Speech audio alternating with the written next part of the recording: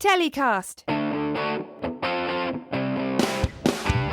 We're back in Cannes for the Lions this week as the world's advertising and media industries took over the city for the Festival of Creativity. My guests are James McDonald, Director of Data Intelligence and Forecasting for WARC, the World Advertising Research Centre, and Carlotta Rossi Spencer, Banijay Group's Head of Branded Content Business. It's coming up on this week's TellyCast. So the dust has settled on another Cannes Lions event, the biggest event in the media and advertising industry calendar. The super yachts were full to bursting, the beach installations stretched from the Palais to the Miramar, and superstars such as Foo Fighters, Spike Lee, A$AP Rocky and Rihanna were out on the Croisette. Cannes Lions is known for its largesse, and there's certainly no sign of the advertising industry crisis currently gripping TV land. So on this week's show, I'm chatting to two execs who are in Cannes for their take on the current ad crisis and what the future holds for brand-funded content and advertising as a whole. My first guest this week is James McDonald, Director of Data Intelligence and Forecasting for the World Advertising Research Centre. Welcome to TellyCast, James. Great to be here. A slightly left-of-centre guest, if you don't mind me saying, for us on TellyCast. Obviously, our main audience is TV industry execs, but we're seeing more and more how the ad crisis is starting to affect producers and the industry as a whole in various different countries. And many businesses are starting to suffer now from huge reductions in content being commissioned, mainly unscripted content so far. In the UK, for example, we've seen Channel 4 postpone and even cancel productions and shunt them into the far distance. And we're hearing similar stories from producers in other parts of the world. So I'm really delighted you can join us. So first of all, tell us about WARC, what you do and who you work for. Sure. So WARC WARC are the experts in advertising effectiveness. So we publish best practice pieces, case studies, thought leadership from successful campaigns all over our industry. We've been doing this for about 4 decades now. So there is a very rich database behind the insight that we offer. And on my side of the business, I'm primarily focused in the quant side of our industry. So I charged with measuring advertising investment in 100 different markets worldwide across a variety of different media and different product sectors. We also monitor consumption as well as costs. So all of this helps us and our clients to paint a picture of changing dynamics within the advertising and media space, both today and also tomorrow, using our forecasting capabilities. You've got some fascinating data when it just over in the last 5 years and looking 5 years into the future when it comes to, how COVID affected things and where we are now and where we're going in the future. So, and we'll come to that in a sec. So before we do that, what did you make of this year's Cannes Lions? I think the feeling was very positive. There was a lot of buoyancy, which is fantastic. But I think there's also certainly still an appetite for proving effectiveness within advertising. So at WARC, for example, we had a content track within the main programming agenda called Creative Impact. And this was a series of sessions which basically joined the dots between good creative and effective results. We know within our industry at large that CFOs are asking more searching questions of their CMOs. That's always going to happen when economic conditions weaken or dampen. Searching questions are going to be asked within organizations. And we are hearing that across the industry. So there is, as I say, that kind of amplified appetite to show how this great creative work is impacting the bottom line. So I think that was a theme under the surface, along with all the usual stuff around how AI is going to take over all of our jobs, or perhaps not. Yes, yeah, well, it's affecting everybody in every different sector, and that's probably one for another show. So let's not go down that particular rabbit hole this week. But we're all aware of the recession, cost of living crisis, energy costs spiraling, and other effects on the global economy. Can you help us understand what the latest trends are driving the advertising market right now? Sure. So inflation is obviously a big one, and it's a double whammy for our industry, really, because it squeezes consumers, less disposable income to buy products, but also to subscribe to video services, for example. But it also impacts media buys. So the cost of actually buying advertising space is rising dramatically. So just to put that into context, linear TV costs globally over the past 3 years have been up by 15% and will be up by 14.2% this year alone. So that isn't really sustainable. It effectively means that the ad budgets aren't working as hard, money isn't going as far, buyers are getting less for the same amount of money. So that puts a lot of strain on margins of companies of all sizes, which can lead to reduced investment. How that equates to total investment at a global level, linear TV spend is set to fall by about 7.4% this year, still to a total of 143 billion. So still a substantial part of the market, in fact, a fifth of the total advertising market still. So a good chunk there. But this downward trend has been ongoing. In fact, linear TV spend has only risen once in the last 10 years, and that was in 2021 during the COVID recovery. To be fair, it would be wrong to focus purely on linear TV when talking about television. As we all know, the market is undergoing a renaissance. And connected TV, particularly around fast services and other OTT services, is a growing portion of the market, by and large offsetting a lot of the linear decline. So there is this transitional aspect. To a smaller degree, we saw it, or we're still seeing it in the out-of-home market, where the sector is moving from traditional billboards and traditional posters to digital billboards and all the benefits that can bring, particularly around programmatic purchasing and all of that good stuff. So that's obviously can be considered a microcosm of what's happening in the TV industry, where the linear investment and indeed viewing is shifting more towards CTV services. So you say that the cost of linear advertising or linear TV advertising has risen. You said it's about 15% overall over the last year or so. What's driving that cost increase? Because for me, audiences are falling. People are starting to, as you just mentioned, tune out of linear services and adopt other video services. So why is advertising costs going up? A number of factors, really. As always, there's a cocktail of issues going on here, and it will vary by market. Production costs have risen in line with, a lot of companies' overheads. So I think that's a big part of it in our sector. And also, competition for inventory is still pretty high, particularly within, sectors like retail, who are still very big spenders on television, as well as financial and automotive. So there is still demand there from brands for that inventory, and this kind of compounds to raise costs. I think, one thing that is constant about television, and regardless of the form that it takes, whether it's linear or whether it's delivered, via a connected television, it still offers a brand safe environment. That there's very little to no chance of brand messaging appearing alongside negatively adjacent content, poor content, as you may find online. There's also very little fraud within the industry. There is some examples of it within CTV, but by and large, it's a very safe bet for brands to reach the consumer.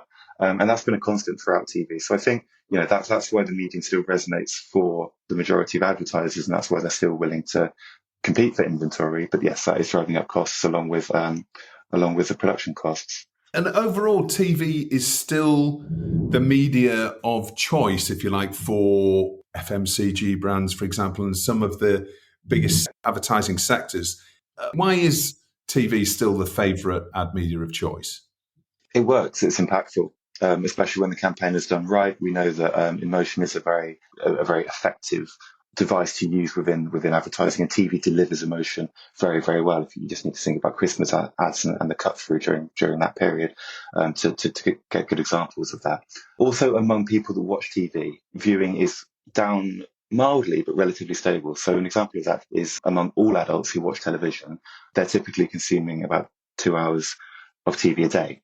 And that's only down by about 8 or 9 minutes since 2019, since before the COVID outbreak.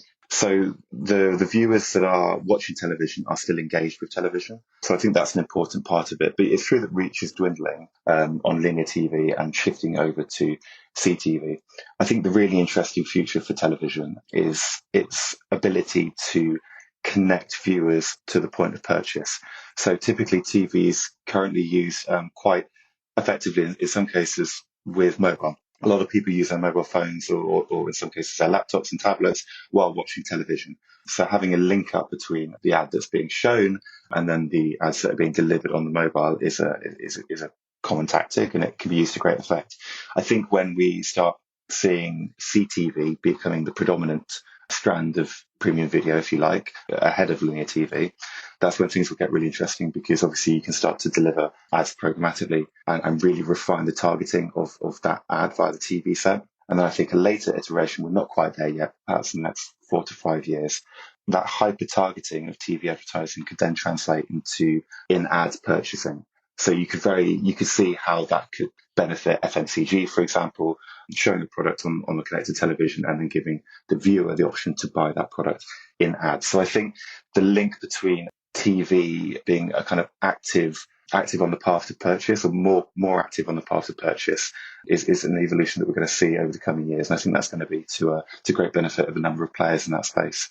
Does that mean in the short term we're going to see more and more QR codes in ads? On this very basic level, is that what we're going to start seeing? Quite possibly. I think in the short term there's going to be a lot of test and learn, as is always the case with new tech. And I think, one of the biggest barriers to this transition would be achieving a continuity within measurement metrics. So we know within CTV there isn't yet a common currency for viewing metrics and ad viewability in the same way that there is for legacy and established media. So that's true of pretty much any nascent format, particularly online. There's always a scramble to try and set up the framework for measuring the effectiveness of this stuff, and the jury's still out on that one with CTV. So that hurdle needs to be overcome and universally adopted across the industry before I think CTV can really flourish. And then, so yes, to your point, I think in the short term there's going to be a lot of testing and learning among brands and vendors to see exactly what sticks. You mentioned earlier on fast channels, and that's something that's really been a hot topic this year in particular within the TV industry. We've seen lots of IP owners starting their own channels and becoming essentially direct-to-consumer businesses. So we've had, some of the world's biggest production companies and distribution companies launching fast channels and monetizing some of their old catalog that's not really getting aired on linear TV anywhere around the world. So they're starting to realize some value from some of their back catalog shows. I don't know how many are launching every week, but there's a lot of channels launching, and one reasonable size IP owner could very easily launch 20 channels in a week, for example, whether it's channel dedicated to a particular show or a particular genre. It could be true crime, could be quiz shows, etc. Those areas in particular seem to be quite popular.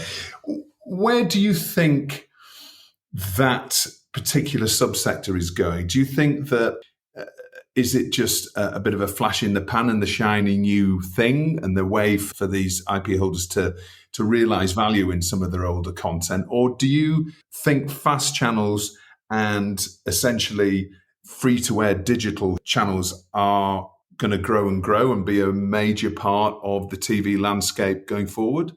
Yeah, it's a multi-billion-dollar question, isn't it? I think some will sink and some will swim. I think as a strategy, it's the right one for now. We were talking earlier about the cost of living and inflation pressures. And so fast platforms and fast channels can offer good solutions for viewers who are experiencing subscription fatigue. Typically in America, people have 5 to 6 online streaming subscriptions, and clearly that isn't sustainable over the long term, and especially in a cost of living crisis that doesn't work. So there's a large portion of the market that is fatigued or in some cases just priced out of having these subscriptions. And so VARC and AVOD can offer a solution into that while reaching newer audiences. Looking back and the amount of disruption, James, that we've had over the last 5 years in particular, and COVID looms very large in the rearview mirror when it comes to how things have changed, particularly for TV, and that huge rise in demand for millions and millions of people around the world when we were all locked in. Now we're obviously seeing a little bit of the release of that demand, or the dampening of that demand, and at the same time we have this cost of living crisis. So it seems to me that the TV industry in particular is probably not going to come back to be the same sort of size industry it was pre-COVID. And I know that's a very specific question that you might not be able to answer directly, but what's your opinion on that? I think it will evolve. So I think, the concept or the notion of linear TV will fade over time, and it will evolve into more connected TV and solutions where viewers have the option to watch exactly what they like. There was a really good debate during Cannes around, is popular culture dead? And what does that mean for brands and advertising? And a conclusion that came out of that is that popular culture probably isn't dead, but it's become far more niche, and that the future is niche. So if you look at something like YouTube, for example, you have a panoply of different creators creating different content on all manner of topics, and that can really engage a viewer who will then grow an affinity to that content. And going back to your point about, more fast TV channels being launched every week. As I say, some will sing, some will swim, but by and large, that greater variety is likely to have a good hook for audiences. So this idea, I think, of mass TV, of everyone gathering around the TV set for certain events, is an old notion, with the exception of live sport, which will always draw audiences to TV.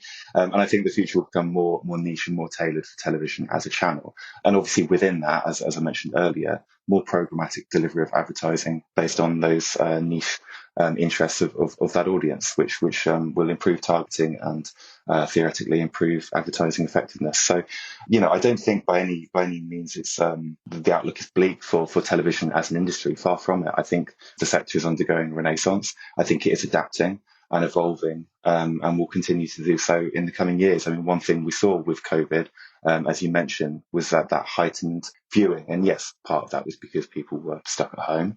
But I think also part of it was because people have a strong affinity for the content that they watch on television. They're heavily engaged with it, and that need for normality and comfort during a crisis period like COVID was something that TV was able to offer. So as a medium that speaks to an audience, that was a really good example of how television still cuts through in that way, even after all these decades. So yes, just to summarize, I don't think it's going anywhere. I think it will evolve, and I think it will continue to flourish in different forms in future.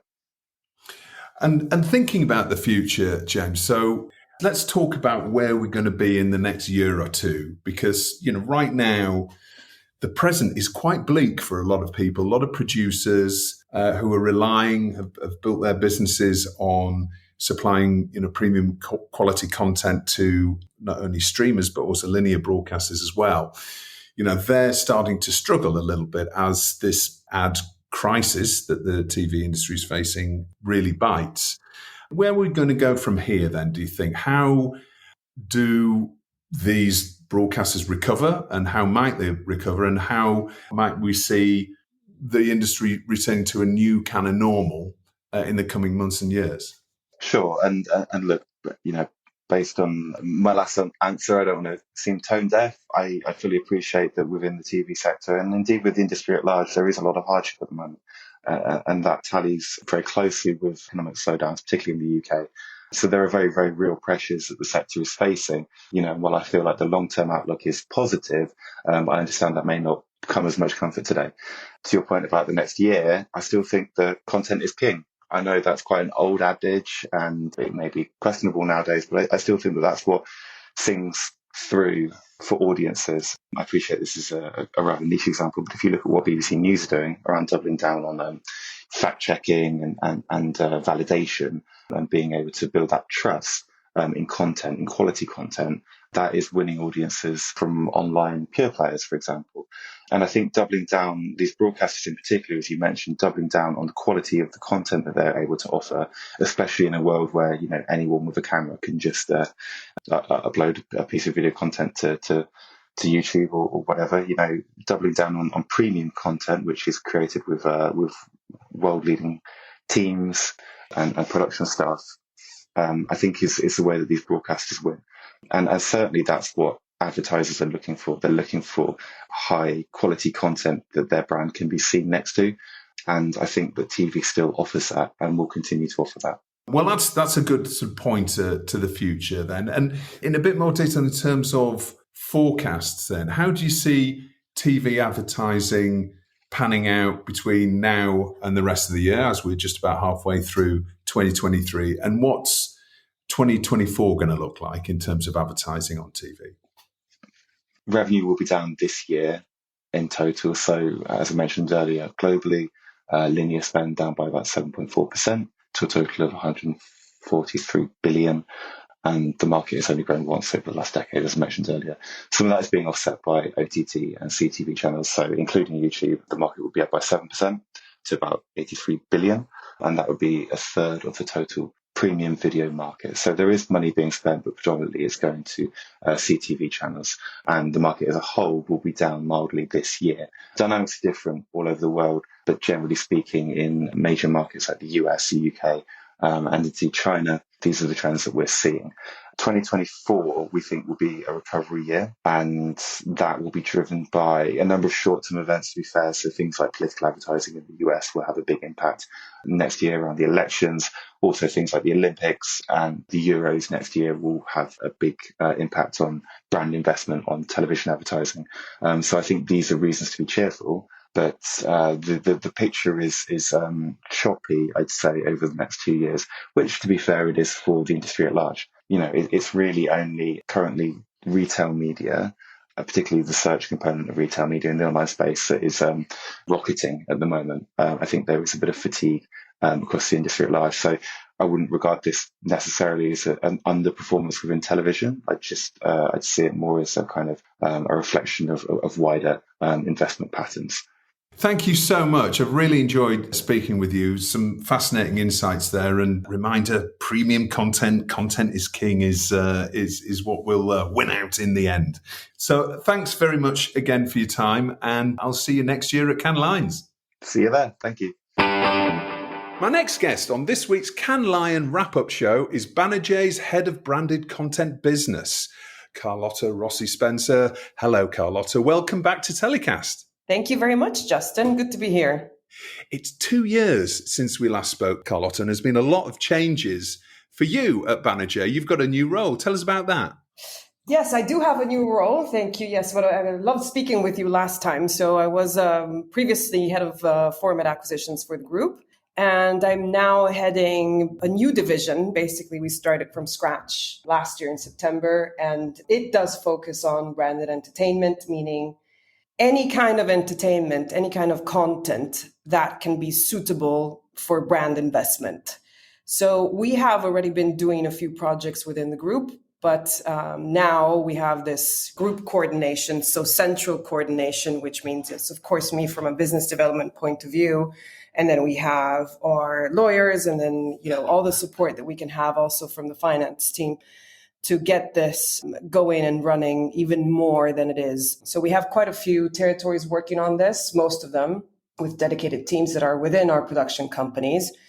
And we are working with brands, and we want to invest more time and more energy in, finding new brands, working with agencies, working across the board with all the players in this field. So you say you've been working on a regional focus, some territories working very successfully, I assume in branded content, but overall in terms of a group focus on this new area, this is a new role and you're heading up that new focus essentially. Exactly. So it is about coordination. So coordinating the teams that are already doing this, as I was saying, regionally and locally across the board. So that coordination goes through, putting them together, having information travel within the group. And part of that coordination is tied to the business development, meaning when we can have briefs, when we can present projects to agencies or to brands directly, we work as a team across the board and across all territories, which is the best part of it. Meaning that if I receive a brief, that brief does go out to all our companies that are working on branded entertainment, which is a great advantage because an idea could come from anywhere. And that idea can be worked on, by our teams in any territory at any given time. So that's a great advantage with the highest possible quality in terms of creativity and then production efforts.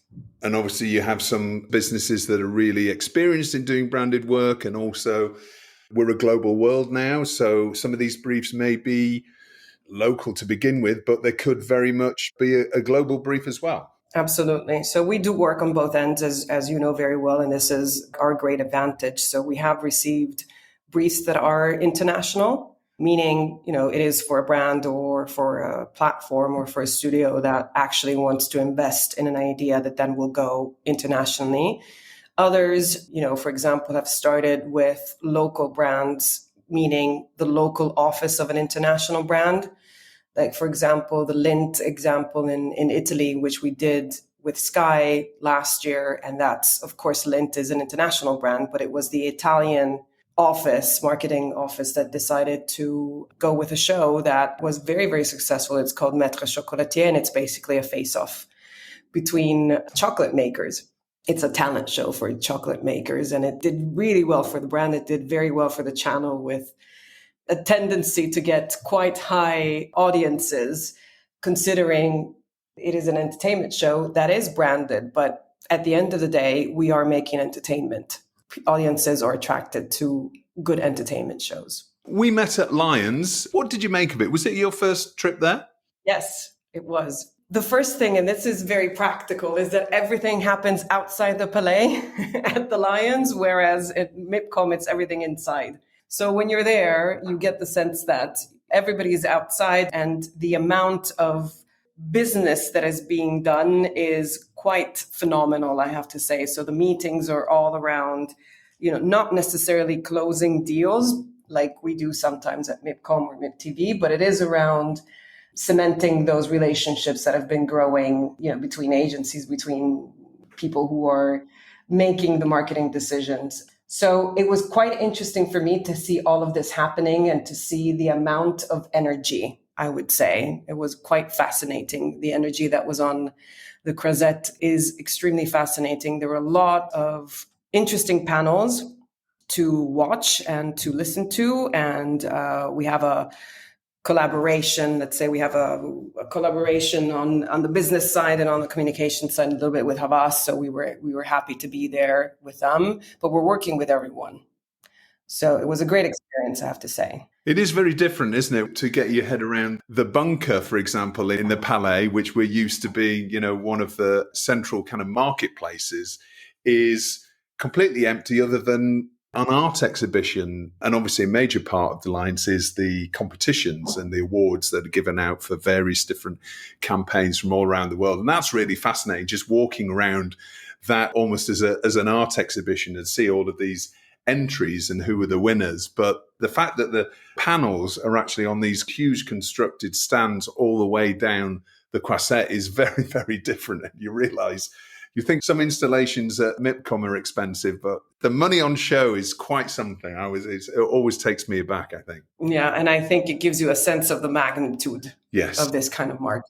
Very much so. And actually, how the TV industry is just one of those medias that they're serving, and there's discussions that are happening with marketing bosses and agencies and everybody else. But it's a fascinating gathering. Coming back to branded content then, what branded content shows are you working on right now that are either regional or international? What are the secrets to success when it comes to creating branded content? So I'll start for the second bit, because I find that, it's always hard to pinpoint the secrets of success in anything. But I do think in this business, it's really, connecting to the values of brands, because branded entertainment is not about selling a product per se. That's advertising. If I have to sell the latest product, I use advertising if I'm a brand. In this case, branded entertainment is part of a much wider marketing strategy. It could be the center of it. But that center has to really communicate on the main values of brands and on what kind of audience they need to reach. So it is fascinating for us because we come from a creative background and not an advertising background. We understand what that means, of course, but we are coming from a creativity point of view. And creativity and content lets us understand really what kind of briefs and what kind of necessities those brands need at that time. This is our main concern and our main objective when we're talking about branded. It's what does the brand really need at this time? How can we express through the content that we're able to make anywhere in the world that kind of necessity and that kind of main objective that the brand has at that moment? The success means I am catering to what you need at that moment in time with an entertaining content, with something that people will actually want to watch.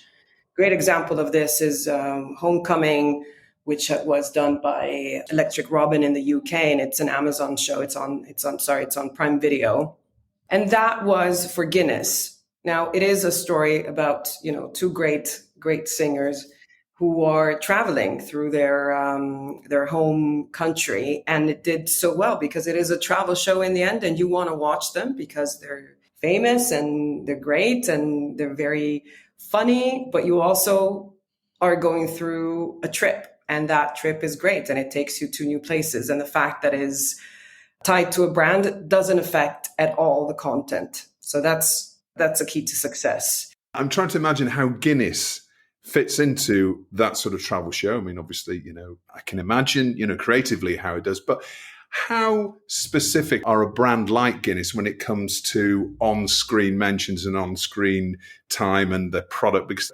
that's one of the most protected brands in the world. Incredible advertising, Yes. Incredible marketing campaigns. All you need to see is a black and white stripe and it's like, oh, that's Guinness. And it could be painted on a wall or whatever. So when you're working with the marketing teams for a brand like Guinness, and I know every project is going to be different, but what's the balance between overt and more subtle kind of branding within a show like that? You have to be careful to overpromise, because some brands might think you're going to see your brand and everywhere. It's not the case when you get it right with branded entertainment. Sometimes you don't even see it. In this case, it's intertwined in the story. So they are drinking sometimes, they sit down and they drink. It's like Live Italian is the same. Great show, again, for Prime Video with Bira Moretti. You watch it because it's a fun show. And, it's English celebrities traveling through Italy and discovering about some of the best food and architecture and sports that, you can find. But at the end of the day, they have a Moretti, right? And it's something that brings them together. Same with Guinness. It's not something that is in your face. They would probably have a Moretti anyway, right? Yeah. Because it's a beer that brings you together after a long day and you've been hot and you want a beer and you want to feel fresh. Great.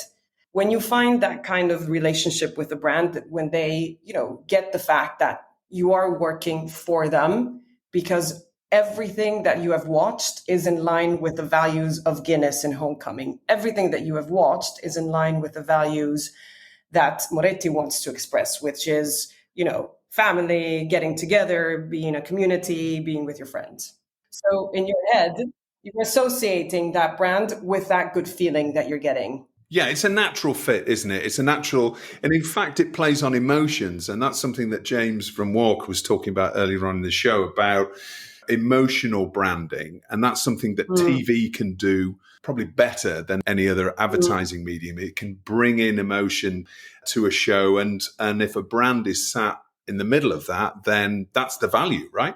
Absolutely. It's exactly what you need to do, because what we've seen, and we don't have a lot of numbers, but we do see how many people actually stay and watch the show. For both of these shows, and also our Lint one, and also Cabello Pantene, which is Pantene, in English, which is both in Brazil and Portugal, people actually stay to watch the show. So we're talking about a 99 to a 98 percentile of people just staying and watching the whole episode, which is very high, which means it's entertaining. And at the end, we are the makers of that. And we want people to be entertained. So we can make great content for brands and still be able to entertain, which is the secret. We can go back to the secret of the success. So we are aiming towards that. And we're working on, again, just going back to, you were asking me about what we're working on. We have the fourth season, actually, season after season of the talent show, which is catered to a very young audience with Pantene in Portugal. We did 3 seasons in Brazil. It's called Cabello Pantene. We are in talks and negotiating, but we're in a good place for a second season of the Maître Chocolatier with Lint, which is quite interesting because it is in Italy. But as you were saying in the beginning, it's international brands. So we can have wider conversations. We are working on quite a few briefs at the present time, which are coming from very different kinds of brands and very different kinds of necessities. But the interesting thing is that we have producers that have very different DNAs. So we can come up with a documentary idea. We can come up with pure entertainment talent show. We can come up with a game show. We can do anything that is necessary at that point in time for that brand. So Banijay is world's biggest independent production company. You have over 140 different producers in your stable, and the number of worldwide brands, your own show brands that are out there, is remarkable.